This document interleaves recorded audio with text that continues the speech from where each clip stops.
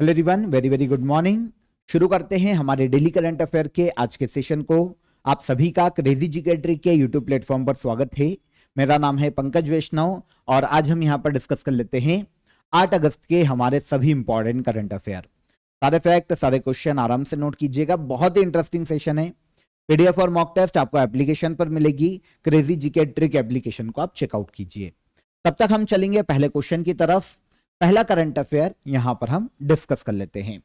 भारत की पहली सर्वाधिक ऊंचाई वाली वन्य जीव सफारी कहां शुरू की जाएगी? तो इंडिया की पहली high altitude wild life safari, इसे शुरू किया जा रहा है लद्दाख यूनियन टेरिटरी में। हाई एल्टीट्यूड का मतलब है कि सबसे अधिक ऊंचाई पर स्थित।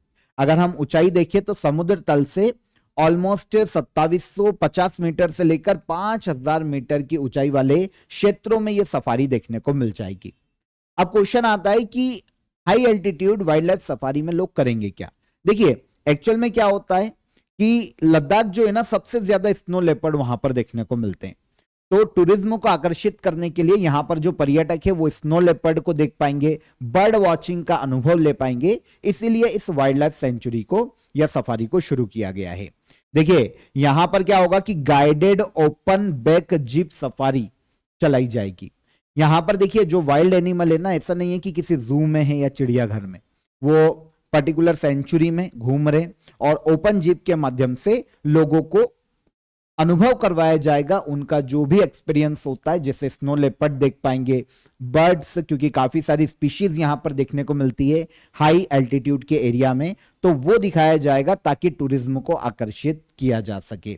तो जो ट्रेंड स्थानीय ड्राइवर है, जो गाइड्स हैं, वो इसे संचालित करेंगे और इस तरीके से इंडिया में समुद्र तल से अगर हम देखें तो सबसे अधिक ऊंचाई पर स्थित ये वाइल्ड लाइफ सफारी होने वाली है इंडिया की। लद्दाख में इसे शुरू किया जाएगा।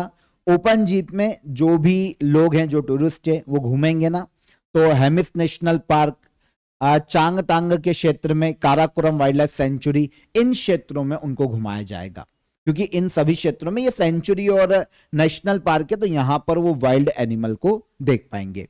तो उद्देश्य इको टूरिज्म को बढ़ावा देना लद्दाख में। इसके अलावा वन्य जीवों का संरक्षण करना, इलीगल ऑफ रोडिंग को रोकना, है ना, ताकि जब लोगों को डायरेक्ट ऑफिशियली वो चीज मिलेगी तो इलीगल ऑफ रोडिंग को भी रोका जा सकेगा, जो कि लद्दाख में बहुत ही कैजुअली देखने को मिलती है। ठीक है। लद्दाख बायोडायवर्सिटी, लद्दाख भारत का सबसे समृद्ध हाई एल्टीट्यूड बायोडायवर्सिटी वाला क्षेत्र है। पूरे इंडिया में सबसे ज्यादा स्नो लेपर्ड यहां पर देखने को मिलते हैं। 477 स्नो लेपर्ड लद्दाख में देखने को मिलते हैं। इसके अलावा काफी सारी बर्ड स्पीशीज देखने को मिलती है, 340 से ज्यादा। काफी सारी मैमल स्पीशीज यहां पर देखने को मिल जाती है, काफी सारी प्लांट स्पीशीज देखने को मिलती है। तो इन सभी को जो टूरिस्ट हैं वो देख पाएंगे, अनुभव कर पाएंगे। एक हेमिस नेशनल पार्क का यहां पर नाम आया है, इसको आपको याद रखना चाहिए, क्योंकि कभी क्वेश्चन ऐसा आ सकता है कि हेमिस नेशनल पार्क भारत में कहां स्थित है। तो ये लद्दाख में देखने को मिलता है।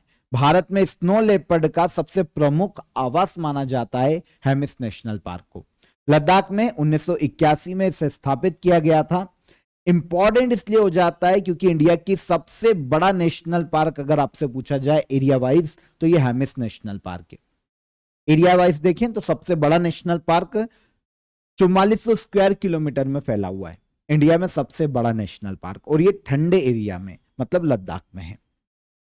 स्नो लेपर्ड हिमालय और जो ऊंचे पर्वतीय क्षेत्र होते हैं, स्पेशली एशिया में, वहां पाए जाने वाली बिग कैट की एक प्रजाति है। कंजर्वेशन की बात करें तो IUCN की वल्नरेबल लिस्ट में शामिल है, और इंडिया में जो वाइल्ड लाइफ प्रोटेक्शन एक्ट है 1972 का, राष्ट्रीय वन्यजीव संरक्षण अधिनियम, इसके शेड्यूल 1 में इसे शामिल किया गया है। स्नो लेपर्ड को किसी भी कंडीशन में इसको नुकसान नहीं पहुंचाया जा सकता, मारना तो बहुत दूर की बात है। ठीक है। तो यह है स्नो लेपर्ड। इन्वायरमेंट प्रोटेक्शन के लिए डॉक्टर MS स्वामीनाथन अवार्ड 2026 से किन्हें सम्मानित किया गया है? तो MS स्वामीनाथन अवार्ड 2026 के लिए, वैसे तो ये अलग अलग कैटेगरीज में दिया जाता है, लेकिन अभी जो दिया गया है ना, इन्वायरमेंटल प्रोटेक्शन के लिए दिया गया है। और ये 2 इन्वायरमेंटल एक्टिविस्ट को दिया गया, एक है P पेचियम्मल और एक है गोविंद माल। ये दोनों भारत के तमिलनाडु राज्य से आते हैं। अलग अलग इन्वायरमेंटल प्रोटेक्शन के लिए अलग अलग तरीके से इन्होंने काम किया है। फॉर एग्जाम्पल अगर हम देखते हैं तो पी पेचियम्मल की बात करें, ये तमिलनाडु के हैं, पी पेचियम्मल, तो इन्होंने मरीन कंजर्वेशन के लिए काम किया है, ओशियन प्लास्टिक क्लीनअप के लिए इन्होंने काम किया है। तो एक तो ये हो गए। सेकेंड, गोविंदमल की बात करें तो ये ऑर्गेनिक फार्मिंग और क्लाइमेट रेसिलिएंट एग्रीकल्चर को बढ़ावा देने के लिए जाने जाते हैं। तो इन दोनों को 2026 में MS Swaminathan award environmental protection के लिए दिया गया है। अभी रिसेंटली चेन्नई तमिलनाडु में एक समारोह का आयोजन किया गया था और यहीं पर इन दोनों को अवार्ड दिया गया। ये एमएस स्वामीनाथन के नाम पर दिया जाने वाला अवार्ड है। इन्वायरमेंट प्रोटेक्शन के लिए वैसे तो अलग अलग कैटेगरी में दिया जाता है, लेकिन यहां पर हम जिसकी बात कर रहे हैं वो इन्वायरमेंट प्रोटेक्शन के लिए, इन्वायरमेंटल प्रोटेक्शन के लिए या फिर इन्वायरमेंट के लिए ग्रास रूट किसी ने काम किया हो तो ऐसे किसी इंडिविजुअल या फिर किसी कम्युनिटी लीडर को दिया जा सकता है। देता कौन है? एमएस स्वामीनाथन रिसर्च फाउंडेशन ये अवार्ड देती है। ये एक ऑर्गेनाइजेशन है, ठीक है, ये वर्ल्ड में काम करती है एमएस स्वामीनाथन रिसर्च फाउंडेशन। तो अलग अलग कैटेगरीज में ये अवार्ड दिया जाता है इस फाउंडेशन के द्वारा। एमएस स्वामीनाथन जो कि फादर ऑफ ग्रीन रिवॉल्यूशन है इंडिया के, उनके नाम पर यह अवार्ड ये रिसर्च फाउंडेशन देती है और ये एमएस स्वामीनाथन ने स्थापित की थी, तो ये उन्हीं के नाम पर चल रहा है। Marine conservation, plastic clean up, biodiversity conservation, sustainable agriculture, ऐसे क्षेत्रों में एनवायरमेंटल प्रोटेक्शन की कैटेगरी में यह अवार्ड दिया जाता है। एमएस स्वामीनाथन भारत के एग्रीकल्चरल साइंटिस्ट हैं, father of green revolution, Bharat में हरित क्रांति के जनक कहे जाते हैं। इनका जन्म 7 अगस्त 1925 को हुआ था भारत के तमिलनाडु राज्य में। एग्रीकल्चरल साइंटिस्ट थे, तो इनका जो योगदान है ना भारत के विकास में, उसके कारण भारत सरकार के द्वारा इनको 1967 में पद्मश्री से सम्मानित किया जा चुका है। इसके अलावा 1971 में इन्हें रेमन मैग्सेसे अवार्ड दिया गया था, 1972 में पद्म भूषण दिया गया, 1987 में फर्स्ट वर्ल्ड फूड प्राइज इनको दिया गया था, 1989 में भारत सरकार ने इनको पद्म विभूषण दिया और फाइनली मरणोपरांत एमएस स्वामीनाथन को भारत रत्न 2024 में दिया गया था। ओके, तो ये बेसिकली याद रखिएगा इनको दिए गए अवार्ड है। इनका जो जन्मदिन है ना 7 अगस्त, उसको महाराष्ट्र गवर्नमेंट ने सस्टेनेबल एग्रीकल्चर डे के रूप में अनाउंस किया था लास्ट ईयर 2025 में। तो कभी क्वेश्चन ऐसा आ जाता है कि एमएस स्वामीनाथन का जन्म दिवस 7 अगस्त कौन सा राज्य सस्टेनेबल एग्रीकल्चर डे के रूप में मनाता है, तो ये महाराष्ट्र राज्य है। Govardhan national circular bio energy scheme किस मिनिस्ट्री के तहत लागू की जाएगी? तो सेंट्रल ने रिसेंटली एक स्कीम को आगे आने वाले 10 वर्षों के लिए बढ़ाया है, Govardhan national circular bio energy scheme, और इसे लागू किया जाएगा मिनिस्ट्री ऑफ पेट्रोलियम और नेचुरल गैस के तहत। तो मिनिस्ट्री ऑफ पेट्रोलियम और नेचुरल गैस इस स्कीम को लागू करेगी। एक्चुअल में भारत में ये जो स्कीम है ना 2018 में शुरू की गई थी स्वच्छ भारत मिशन के तहत। इसका उद्देश्य ऑर्गेनिक वेस्ट को बायोगैस, ऑर्गेनिक मैन्योर तथा अन्य जो उपयोगी प्रोडक्ट है उसमें बदल के उसका रीयूज किया जा सके, रिसाइकल किया जा सके, तो ऑर्गेनिक वेस्ट का इन शॉर्ट यूज किया जा सके दूसरी चीजों में, ऐसे प्रोडक्ट में उसे कन्वर्ट किया जा सके। तो ये स्कीम जिसे गोवर्धन कहा जाता है, ये नॉर्मली तो 2018 में आ गई थी, लेकिन अभी यूनियन कैबिनेट ने Govardhan national circular bio energy scheme को आगे बढ़ाने को मंजूरी दे दी है। अब ये जो स्कीम है ना पूरे नेशनल लेवल पर बायो एनर्जी प्रोग्राम के रूप में इसको एक्सपेंड किया जा रहा है। अभी तक ये बहुत छोटे लेवल पर थी, लेकिन अब पर्टिकुलर क्योंकि 10 साल के लिए मान्यता दी गई है, बजट इंक्रीज किया गया है, तो अब इसे नेशनल लेवल पर बायो एनर्जी प्रोग्राम के रूप में एक्सपेंड किया गया है। देखिए 2026-27 के फाइनेंशियल ईयर से लेकर 2035-36 के फाइनेंशियल ईयर तक 10 साल के लिए मिनिस्ट्री ऑफ पेट्रोलियम और नेचुरल गैस इसको लागू करेगी, और इसके लिए सरकार ने बजट रखा है 23,731 करोड़ रुपए का। 23,731 करोड़ रुपए इसका बजट रखा गया है। उद्देश्य क्या है? कंप्रेस्ड बायोगैस का उत्पादन बढ़ाना। ओके, फॉसिल्स फ्यूल पर जो हम इंपोर्ट करते हैं निर्भरता को कम करना, ऑर्गेनिक वेस्ट का सही ढंग से हम उपयोग कर पाए। तो ऑल ओवर सर्कुलर इकोनॉमी को बढ़ावा देने के लिए ये सारे काम किए जा रहे हैं। सर्कुलर इकोनॉमी मतलब हम जो वेस्ट है उनको रीयूज कर पाए, ये होती है सर्कुलर इकोनॉमी। तो 23,731 करोड़ रुपए बजट है 10 साल के लिए इस स्कीम का। तो बहुत सारे काम किए जाने वाले बेसिकली इसके अंतर्गत, ताकि हम जो कंप्रेस्ड बायोगैस है उसको रीयूज कर पाए, उसका उपयोग बढ़ा पाए। तो ये चीजें अब देखिए, कंप्रेस्ड अगर बायोगैस की बात करें तो एक क्लीन फ्यूल के रूप में से देखा जाता है। क्या होता है, जो ऑर्गेनिक वेस्ट होता है, फॉर एग्जांपल गोबर हो गया, या फिर जो कृषि अवशेष होते हैं पराली जैसे, और अन्य जो ऑर्गेनिक वेस्ट होते हैं उनसे बनाया जाता है कंप्रेस्ड बायोगैस को। ईंधन के रूप में इसका यूज किया जा सकता है, जैसे हम सीएनजी यूज करते हैं ना, इसके समान इस कंप्रेस्ड बायोगैस का भी यूज किया जा सकता है। नॉर्मली वाहनों में, घरों में, है ना, इंडस्ट्रीज में इनका यूज किया जा सकता है क्लीन एनर्जी के रूप में। तो इसी को बढ़ावा देने के लिए गोवर्धन नाम की जो स्कीम है उसको 10 साल के लिए आगे मंजूरी दी गई है बढ़ाने की। देखिए, आप सभी को बता देता हूं कि आप सभी के लिए क्रेजी जीके ट्रिक एप्लीकेशन पर फ्रीडम सेल शुरू हो गई है।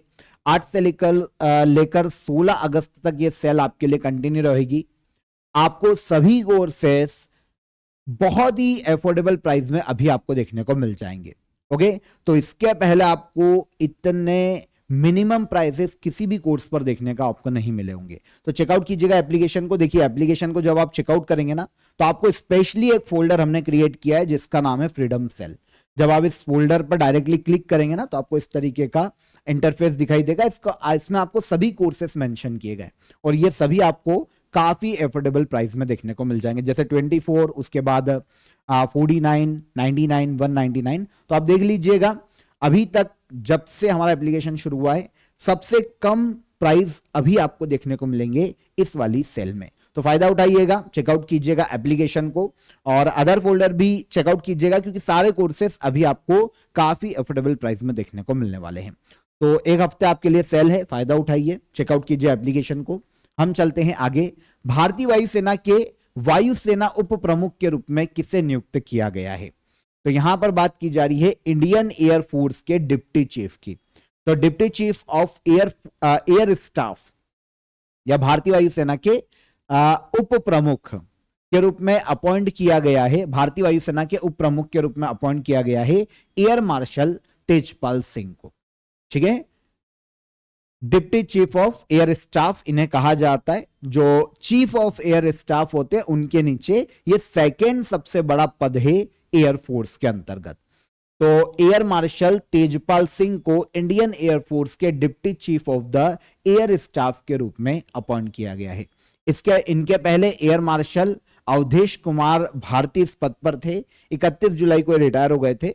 तो अब एयर मार्शल तेजपाल सिंह को इंडियन एयर फोर्स के डिप्टी चीफ के रूप में अपॉइंट किया गया है। Deputy chief of the air staff इन्हें कहा जाता है। काफी लंबा एक्सपीरियंस है, 1990 में एयर फोर्स को इन्होंने ज्वाइन किया था, अलग अलग पदों पर इन्होंने काम किया है, और finally deputy chief of the air staff के रूप में अपॉइंट किया गया एयर मार्शल तेजपाल सिंह को। वैसे सभी जो हमारे आर्म्ड फोर्स है उनके हेड याद रखिएगा, पहले भी मैं आपको बता चुका हूं, एक बार फिर से नजर डाल लेते हैं। सीडीएस सबसे इंपॉर्टेंट होता है, तीनों सेनाओं के सर्वोच्च पद के रूप में से देखा जाता है चीफ ऑफ डिफेंस स्टाफ। ये लेफ्टिनेंट जनरल एनएस राजा सुब्रमणी है वर्तमान में। Chief of the army staff की बात करें तो ये जनरल धीरज सेठ हैं। Chief of the naval staff की बात करें तो ये एडमिरल कृष्णा स्वामीनाथन है। और वहीं पर chief of the air staff की बात करें तो ये कौन है? Air chief marshal Amarpreet Singh. तो इन चारों को याद रखिएगा। और रिसेंटली हमने एक और अपॉइंटमेंट पढ़ा था आर्मी में, इंडियन नेवी के deputy chief of naval staff के रूप में भी इसी मंथ के शुरुआत में अपॉइंट किया गया है एएन प्रमोद को। वाइस एडमिरल एएन प्रमोद ये deputy chief of naval staff के रूप में अपॉइंट किए गए थे। तो ये भी याद रखना, ये रिसेंट अपॉइंटमेंट है, तो ये पूछा जा सकता है। तिलक्यारा सुरंग बचाओ अभियान में 41 श्रमिकों को बचाने वाले 12 रेड माइनर्स को सर्वोत्तम जीवन रक्षा पदक से सम्मानित किया गया है। तिलक्यारा टनल किस राज्य में स्थित है? ये क्वेश्चन थोड़ा सा कॉम्प्लिकेट कॉम्प्लिकेटेड लगेगा आपको, लेकिन बहुत सिंपल क्वेश्चन है। देखिए पहले तो हम आंसर लेते हैं। एक टनल की यहां पर बात हो रही है, सिल्कियारा टनल, है ना। तो एक ऑपरेशन चला था, Silkyara tunnel rescue operation. Actual में हुआ क्या था कि 2023 में ये टनल बन रही थी, और इसमें क्या होता है कि 41 श्रमिक फंस जाते, टनल ढह जाती है और ये श्रमिक फंस जाते। इनको बचाने के लिए 12 रेट माइनर्स ने काम किया था, इसीलिए भारत सरकार के द्वारा अब इनको सर्वोत्तम जीवन रक्षा पदक से सम्मानित किया गया है। ये जो टनल है पर्टिकुलर, ये सिल्कियारा टनल के नाम से जिसकी हम बात कर रहे हैं, ये हमको देखने को मिलती है उत्तराखंड के उत्तरकाशी क्षेत्र में। ओके, तो राज्य पूछा गया है तो राज्य हो जाता है हमारा उत्तराखंड, आंसर हो जाता है आंसर ए। अब एक और इंपॉर्टेंट चीज देखिए, ये जो अवार्ड है ना, देखिए 2023 में ये इंसिडेंट हुआ था और 12 रेट माइनर्स ने काम किया था। अब इनको जो सर्वोत्तम जीवन रक्षा पदक दिया गया है, एक्चुअल में 2024 की घोषणा, 2024 के ये अवार्ड है जिनकी घोषणा जनवरी 2025 में की गई थी, और अवार्ड अब 2026 में दिए गए हैं। इंसिडेंट 2023 में हुआ था, 2024 में ये अवार्ड अनाउंस किए जाने थे, जीवन रक्षा पदक सीरीज अवार्ड है, लेकिन ये 2024 के लिए अनाउंस नहीं हुए, 2024 में अनाउंस नहीं किए गए, अनाउंस किए गए जनवरी 2025 में और दिए गए हैं अब 2026 में। 3 कैटेगरी होती है इस अवार्ड की, जीवन रक्षा पदक सीरीज अवार्ड। सबसे बड़ी है सर्वोत्तम जीवन रक्षक अवार्ड, जो सबसे बड़ी है, जो कि अभी दिए गए हैं, सर्वोत्तम जीवन रक्षक या रक्षा पदक। देखिए इंसिडेंट क्या हुआ था कि उत्तरकाशी, जो कि उत्तराखंड में, यहां पर एक टनल ढह जाती है, 41 जो हमारे श्रमिक है वो फंस जाते हैं। 12 नवंबर 2023 की ये घटना है सिल्कियारा टनल की। अब क्या होता है, 17 दिनों तक रेस्क्यू अभियान चलता है, बड़ी बड़ी मशीनें लगाई जाती है, मशीनें भी फेल हो जाती है, क्योंकि भाई कभी बीच में पत्थर आ जा रहे, कभी कोई आयरन की रॉड आ जा रही है, तो हमारी मशीनें भी खराब हो जाती है। बहुत दिक्कत आती है कि हम इन 41 जो हमारे श्रमिक हैं उनको हम कैसे बचाएं। 17 दिन तक काम किया जाता है, उसके बाद भी 12 मीटर की गैप बच जाती है, बहुत ज्यादा होती है 12 मीटर की गैप बच जाती है। तब ये 12 रेट माइनर्स आते हैं, इनको बुलाया जाता है, क्योंकि अब मशीनें तो जा ही नहीं पा रही है। इन्होंने हाथों से पत्थरों को हटाकर, मिट्टी को हटाकर 12 मीटर तक हमारे जो 41 वर्कर्स थे उनकी जान बचाई थी। रेट माइनर्स का जो नाम है ना, वो चूहे जैसे चूहे बिल कतरते ना, उसी तरीके से ये काम करते।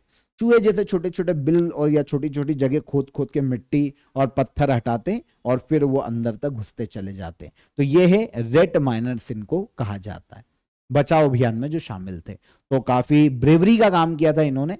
हाथों से हटाना, समझिए बड़े बड़े पत्थर है, हाथों से हटाना 12 मीटर तक बहुत ज्यादा डिफिकल्ट चीज है, इसलिए अब इनको सर्वोत्तम जीवन रक्षा पदक से सम्मानित किया गया है। वैसे 17 लोगों को यह अवार्ड दिया गया है 2026 में, 2024 के लिए। उनमें से 12 तो ये श्रमिक, ये जो हमारे वर्कर्स से, जो माइनर्स से, वो हो गए, 12 रेट माइनर्स हो गए, और 5 और हैं जिनको मरणोपरांत यह अवार्ड दिया गया है। पिंटू कुमार साहनी बिहार के हैं, मनीष के एम केरला के हैं, एक सिक्किम के हैं दावा शेरिंग लेपचा, पेमा तेंजिंग लाचुंगपा ये भी सिक्किम के, एक मिनिस्ट्री ऑफ डिफेंस के अंतर्गत गनर थे अनिस कुमार गुप्ता। ये ऐसे 5 लोगों को मरणोपरांत अवार्ड दिया गया है। तो टोटल 17 लोगों को दिया गया, इनमें से 12 रेट माइनर से सिल्कियारा टनल के। तो यहां पर क्वेश्चन हमारा सिल्कियारा टनल से आ गया। उत्तराखंड में उत्तरकाशी क्षेत्र में इस टनल का निर्माण किया जा रहा है। 4 धाम ऑल वेदर रोड प्रोजेक्ट का एक हिस्सा है, ताकि गंगोत्री से यमुनोत्री तक मार्ग को आसान बनाया जा सके। तो NH 134 में इस टनल का निर्माण किया जा रहा है। सिल्कियारा टनल उत्तराखंड में 4.5 किलोमीटर, ऑलमोस्ट 4.5 किलोमीटर की ये टनल है। 2 लेन बाय डायरेक्शनल टनल है, दोनों तरफ से बनाया जा रहा है इसको। Ministry of road transport and highways इसका निर्माण कर रहा है, और टनल को बनाने में 1384 करोड़ रुपए की कॉस्ट आ रही है। टनल कहां पर? उत्तराखंड। अब अवार्ड देखिए, जीवन रक्षा पदक सीरीज अवार्ड है ये। 3 तरीके के अवार्ड होते हैं। जीवन रक्षा पदक सीरीज शुरुआत की गई थी 1961 में। ऐसे किसी भी व्यक्ति को दिया जा सकता है जिन्होंने जान को जोखिम में डालकर कोई ब्रेवरी का काम किया। तो सर्वोत्तम जीवन रक्षा पदक जो है ना, भारत सरकार का सर्वोच्चतम लाइफ सेविंग गैलेंट्री अवार्ड है। तीन कैटेगरी में से ये सबसे बड़ा है। अब देखो जीवन रक्षा पदक सीरीज में तीन कौन से, तो एक तो सर्वोत्तम जीवन रक्षा पदक जो कि इस बार 17 लोगों को दे दिया गया 2024 के लिए, एक उत्तम जीवन रक्षा पदक होता है और तीसरा होता है जीवन रक्षा पदक। तो ये तीन है, सर्वोत्तम, उत्तम और नॉर्मली जीवन रक्षा पदक। तो तीन कैटेगरी होती है, इसमें सबसे ऊपर होता है सर्वोत्तम जीवन रक्षा पदक। तो कोई किसी को डूबने से बचा ले, आंख से बचा ले, बिजली की करंट से बचा ले, कोई भी नेचुरल डिजास्टर से बचा ले, रेस्क्यू ऑपरेशन में पार्टिसिपेट कर ले, ब्रेवरी का काम करे, तो ऐसे व्यक्ति को दिया जा सकता है। सबसे बड़ा जो अवार्ड है उसकी प्राइज मनी है 2 लाख रुपए। फिर उत्तम जीवन रक्षा पदक की प्राइज मनी है 1.5 लाख रुपए और जीवन रक्षा पदक की प्राइज मनी है 1 लाख रुपए। और सब में फिर सर्टिफिकेट और फिर सर्टिफिकेट दिए जाते हैं, नॉर्मली मेडल दिया जाता है और प्राइज मनी दी जाती है। फाइटर कॉम्बैट लीडर कोर्स पूरा करने वाली भारत की पहली महिला फाइटर पायलट कौन बनी है? फाइटर कॉम्बैट लीडर कोर्स पूरा करने वाली भारत की पहली महिला फाइटर पायलट बनी है कौन? भावना कंठ। कौन बनी? भावना कंठ। देखिए फाइटर कॉम्बैट लीडर कोर्स ये बहुत ही टफ कोर्स होता है किसी भी फाइटर पायलट के लिए। ओके, अब इसमें क्या होता है, अगर कोई ये कोर्स को कंप्लीट कर लेता है तो फिर इन फ्यूचर जो किसी प्रकार की वॉर है उसमें स्ट्रेटेजी बनाना या किसी प्रकार के एयरक्राफ्ट को उड़ाना, इनकी नॉर्मली उनको मिल जाती है क्लियर, मतलब एक आप क्वालिफाइड हो जाते हो इससे फिर एयरक्राफ्ट को उड़ाने के लिए जो कि युद्ध में काम कर रहे हैं, या फिर आप दूसरे पायलट को प्रशिक्षित कर सकते हो। तो इस तरीके से ये बहुत टफ होता है फाइटर कॉम्बैट लीडर कोर्स। इसे पूरा करने वाली पहली भारतीय महिला फाइटर पायलट बनी है भावना कंठ। तो स्क्वाड्रन लीडर भावना कंठ ने फाइटर कॉम्बैट लीडर कोर्स पूरा करके इतिहास रचा है। इस कोर्स को पूरा करने वाली भारत की पहली महिला फाइटर पायलट। इसके साथ ही उन्हें भारतीय वायुसेना के चुनिंदा टॉप गन लड़ाकू पायलटों में शामिल किया गया, क्योंकि ये कोर्स कंप्लीट किया है तो टॉप गन लड़ाकू पायलटों के तौर पर इनको मान्यता दी गई है। तो ये जो प्रशिक्षण है ना, tactics and air combat development establishment, जो कि ग्वालियर में एक संस्था है हमारी एयरफोर्स की, वहां पर ये सर्टिफिकेशन इनका पूरा हुआ है। देखिए सर्टिफिकेट क्या होता है, 20 वीक का एक कोर्स होता है, advanced air combat training course है। ये कितने हफ्ते तक चलता है? 20 हफ्ते तक ऑलमोस्ट। अगर हम देखें तो ये 5 महीने का एक कोर्स है। भारतीय वायुसेना का सबसे कठिन और प्रतिष्ठित एडवांस्ड फाइटर ट्रेनिंग कोर्स है।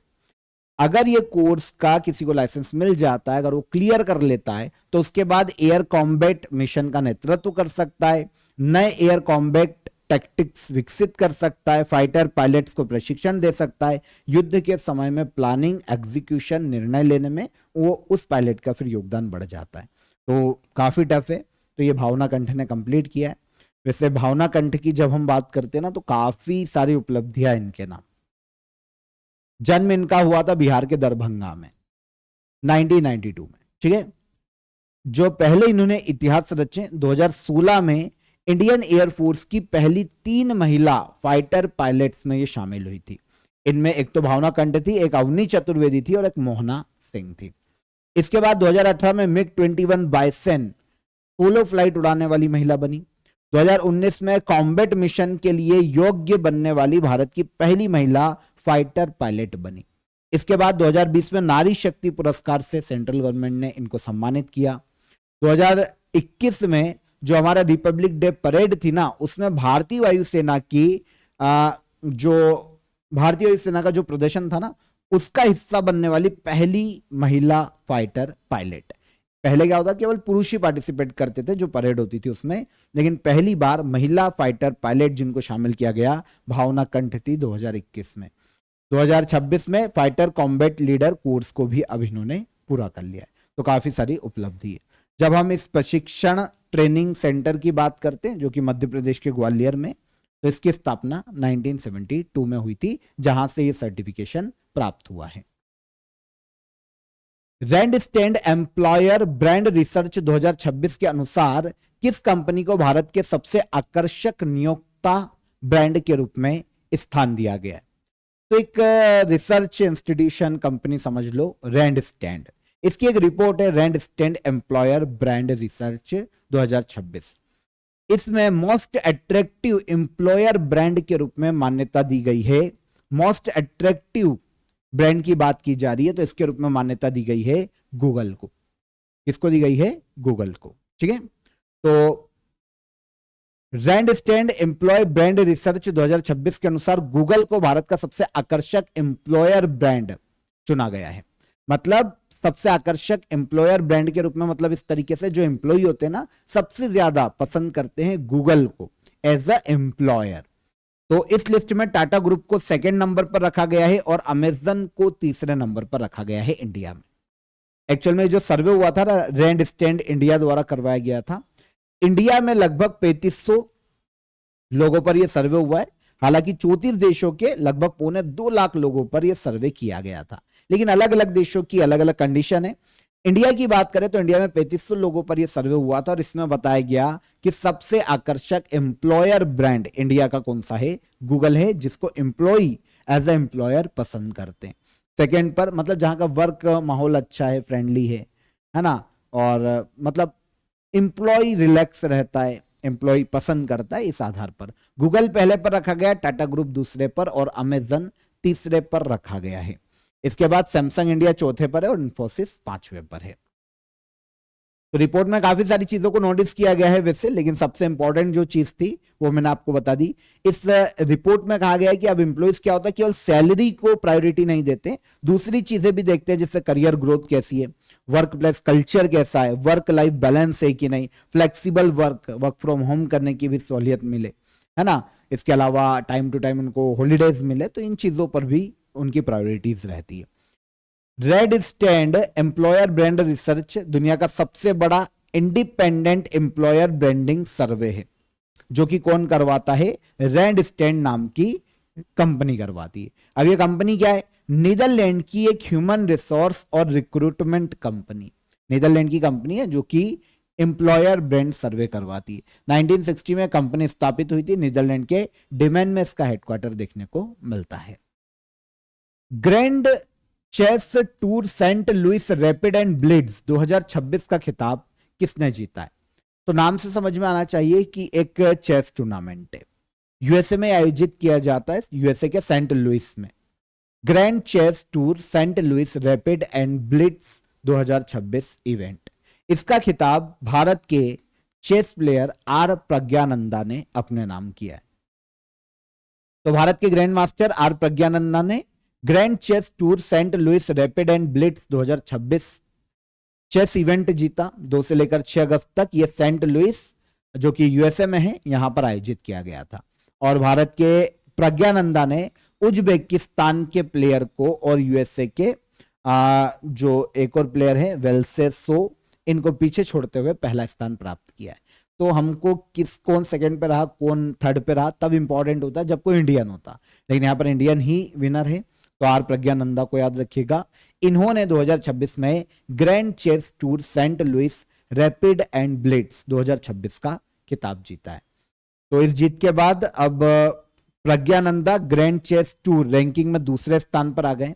देखिए, जब हम ग्रैंड चेस टूर रैंकिंग की बात करते हैं ना, तो ये साल भर आयोजित होने वाली चेस का एक इवेंट की पूरी सीरीज है, जिसे ग्रैंड चेस टूर के नाम से जाना जाता है। दुनिया के सबसे प्रतिष्ठित प्रोफेशनल चेस सीरीज में से एक है। इसकी शुरुआत 2015 में की गई थी। दुनिया के जो टॉप ग्रैंड मास्टर होते हैं वो यहां पर पार्टिसिपेट करते हैं और अलग अलग देशों में कई अलग अलग इवेंट्स टूर्नामेंट आयोजित किए जाते हैं ग्रैंड चेस टूर के तहत। इनमें से एक होता है जिसका नाम है Saint Louis Rapid and Blitz. 2026 में ये यूएसए एक ही जगह पे होता है, ये यूएसए के सेंट लुइस शहर में हर साल। 2025 में यूएसए के ही लेवेन और एरोनियन जो कि एक चेस प्लेयर है, इन्होंने जीता था। इस बार भारत के प्रज्ञानंदा ने यह खिताब जीता है। अब एक और नाम में आपको कंफ्यूजन होगा कि ये रैपिड एंड ब्लिट्ज क्या होता है। देखिए, जो रैपिड होता है ना, देखिए चेस के अलग अलग तरीके के इवेंट है। रैपिड इवेंट जो होता है ना चेस का, इसमें क्या होता है कि चाल चलने के लिए जो प्लेयर्स होते हैं चेस के, उनको सोचने का थोड़ा समय मिलता है। लेकिन जब हम ब्लिट्ज की बात करते हैं, ये और ज्यादा फास्ट होता है, इसमें सोचने का समय बहुत कम मिलता है। तो इस आधार पर ये अलग अलग फॉर्मेट में खेले जाते हैं चेस के इवेंट यहां पर, ठीक है। तो टाइम कंट्रोल वाले फॉर्मेट है रैपिड और ब्लिट्ज। दूसरे राष्ट्रीय बंदरगाह सुरक्षा सम्मेलन 2026 का आयोजन कहां किया गया? Second national port security conference, इसका आयोजन किया गया भारत की राजधानी नई दिल्ली में। पोर्ट सिक्योरिटी से संबंधित मुद्दों पर यहां पर चर्चा की गई है। यह second national port security conference है, नई दिल्ली इसका आयोजन किया गया। अच्छा, अध्यक्षता किसने की? तो भारत के union minister for port, shipping और वाटरवेज कौन है? सर्बानंद सोनोवाल, इन्होंने अध्यक्षता की और पोर्ट सिक्योरिटी से जुड़े हुए मुद्दों पर यहां पर डिस्कशन किया गया। फॉर एग्जांपल, मैरीटाइम सिक्योरिटी को कैसे मजबूत किया जाए, टेक्नोलॉजी बेस्ड सिक्योरिटी को कैसे बढ़ावा दिया जा सके, साइबर सिक्योरिटी के मामले में इन फ्यूचर क्या क्या हर्डल है उनको कैसे दूर किया जा सकता है, स्मार्ट पोर्ट्स कैसे डेवलप किए जा सकते हैं, मैरीटाइम एजेंसी स्कोर ज्यादा बेहतर तरीके से उनके बीच में कोऑर्डिनेशन को कैसे बढ़ाया जा सकता है, इन सभी मुद्दों पर नेशनल पोर्ट सिक्योरिटी कॉन्फ्रेंस में चर्चा की गई है। तो सेकेंड एडिशन 2026 में नई दिल्ली में आयोजित किया गया है। वैसे ब्यूरो ऑफ पोर्ट सिक्योरिटी इसका आयोजन करवाती है। अगर हम इसकी बात करें तो भारत में पोर्ट और शिप्स की सुरक्षा के लिए काम करने वाली एक वैधानिक निकाय है। एक्ट के माध्यम से last year merchant shipping act 2025 के माध्यम से इस संस्था को बनाया गया था, है ना। तो भारत में मिनिस्ट्री ऑफ पोर्ट, शिपिंग और वाटरवेज के अंतर्गत ही ब्यूरो ऑफ पोर्ट सिक्योरिटी काम करता है। इसी के द्वारा कॉन्फ्रेंस का आयोजन किया गया नई दिल्ली में। आखिरी क्वेश्चन, अंतरराष्ट्रीय अंतरिक्ष स्टेशन के बाहर अपना पहला स्पेस वॉक पूरा करने वाले भारतीय मूल के नासा अंतरिक्ष यात्री कौन है? तो ये इंडियन ओरिजिन के अमेरिकी एस्ट्रोनॉट हैं जिन्होंने इंटरनेशनल स्पेस स्टेशन के बाहर अपना पहला स्पेस वॉक पूरा किया है। और ये कौन है? इनका नाम है अनिल मेनन, भारतीय मूल के अमेरिकी एस्ट्रोनॉट। अब देखिए, ये स्पेस वॉक क्या होता है? एक्चुअल में क्या होता है कि इंटरनेशनल स्पेस स्टेशन से बाहर निकलकर या उनका जो स्पेस क्राफ्ट है उससे बाहर निकलकर किसी प्रकार के रिपेयरिंग का काम करना, है ना, इंटरनेशनल स्पेस स्टेशन पर या अपने स्पेस क्राफ्ट का बाहर निकलकर, स्पेस में बाहर निकलकर कोई भी रिपेयरिंग का काम करना, कोई भी अदर कंपोनेंट ऐड करना है तो वो बाहर निकल के ऐड करना हवा में तैरते हुए, क्योंकि स्पेस है। तो ये होती है स्पेस वॉक। तो इस तरीके से इंडियन ओरिजिन के नासा एस्ट्रोनॉट अनिल मेनन ने इंटरनेशनल स्पेस स्टेशन के बाहर अपना पहला स्पेस वॉक सफलतापूर्वक पूरा किया। इनका पहला स्पेस वॉक है। यूएस स्पेस वॉक 96 के नाम से आयोजित किया गया था और 6 घंटे 27 मिनट तक ये बाहर रहे थे, अपने इंटरनेशनल स्पेस स्टेशन से बाहर रहे थे। ओके, तो जेसिका मियर इनके साथ मिलकर इन्होंने आईएसएस के जो पावर सिस्टम है उसको अपग्रेड करने का काम किया है। बाहर निकलकर कुछ रिपेयरिंग का या अपग्रेडेशन का ये काम था। तो किसने किया है? ये इंडियन ओरिजिन के नासा एस्ट्रोनॉट अनिल मेनन ने।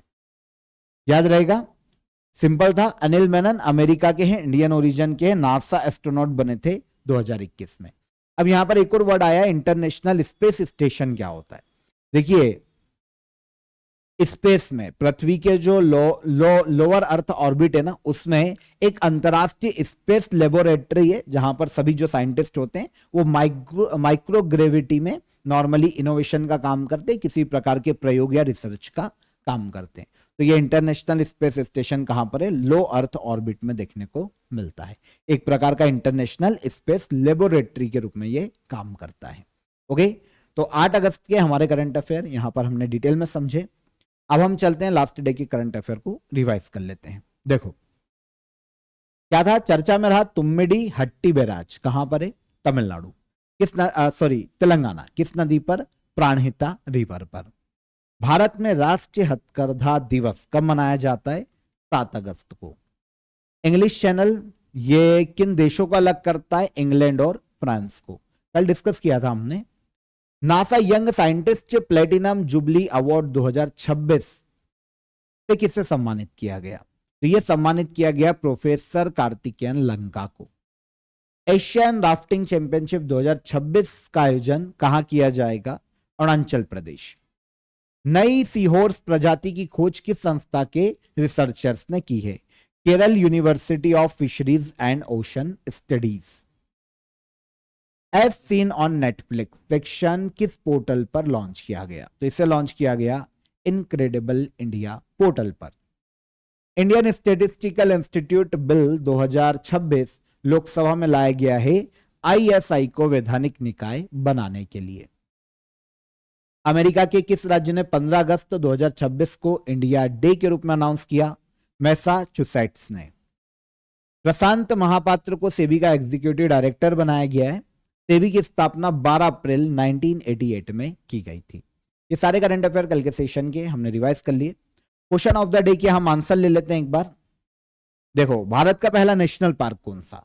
यह है Jim Corbett national park, India का पहला नेशनल पार्क, उत्तराखंड में आता है। काजीरंगा नेशनल पार्क मुख्य रूप से किस जीव के संरक्षण के लिए जाना जाता है? काजीरंगा नेशनल पार्क जो कि असम में है, एक सींग वाले गेंडे के लिए जाना जाता है। भारत में पहली रामसर साइट किस वर्ष घोषित की गई थी? इंडिया में पहली रामसर साइट घोषित की गई थी 1981 में। चिल्का झील ओडिशा की और केवला देव नेशनल पार्क है राजस्थान में। ये दो रामसर साइट बनी थी 1981 में। तो ये तीनों क्वेश्चन के हमारे आंसर हो गए। आज के question of the day, blue carbon शब्द का संबंध किससे है? इंटरेस्टिंग क्वेश्चन है। भाबर और तराई क्षेत्र किस भौगोलिक प्रदेश से संबंधित है? और कुतुबुद्दीन ऐबक की मृत्यु के बाद गुलाम वंश का शासक कौन बना था? कुतुबुद्दीन ऐबक की मृत्यु के बाद गुलाम वंश का शासक कौन बना था? ये तीनों क्वेश्चन के कमेंट में आंसर कीजिएगा। सेशन पसंद आए तो लाइक और शेयर करके जाइए, और चैनल पर पहली बार आए हो तो चैनल को सब्सक्राइब कर लो। एप्लीकेशन को चेकआउट कीजिएगा, सेल का फायदा उठाइए। हम कल फिर मुलाकात करेंगे नेक्स्ट डे के करंट अफेयर में। तब तक अपना ख्याल रखिएगा, खुश रहिए, आराम से तैयारी करिए। जय हिंद, जय भारत।